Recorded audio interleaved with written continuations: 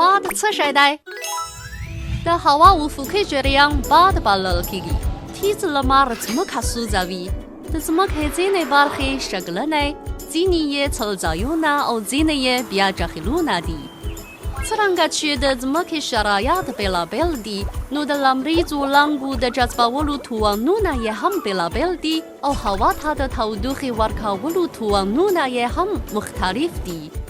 نو له دې امله په مختلفو سیمو کې د هوا د تودوخې توپیرونه رامنځته کېږي. ګرمه هوا پورته کېږي او په چارچاپېر کې یې سړه هوا د ګرمې هوا له وتلو وروسته خالي ځای ډکوي. نو په دې مناسبت د هوا افقي جریان رامنځته کېږي چې مونږ یې د باد په نوم پېژنو. د هوا پېژندنې په لحاظ د باد سمت هغه لوري ته اشاره کوي چیرې چې باد راځي.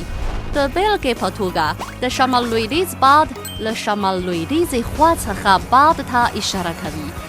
د باد اندازه د باد د سرعت لخوا معلومیږي او د محاسبې واحد یې په هرې ثانیې کې متر دی.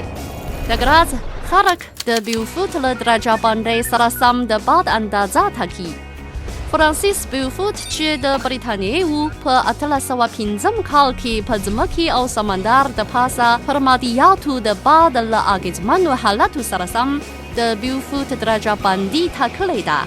دغه درجه بندي په پیل کې له 0 درجې څخه تر 12 درجو پورې په 11 درجو ویشل شوې وه، خو له 1946 کال راهیسې یې درجې زیاتې شوي او له 0 درجې څخه تر 12 درجو پورې یې 18 درجې ښودل شوې دي، څو په لا دقیقه توګه د باد اندازه محاسبه شي.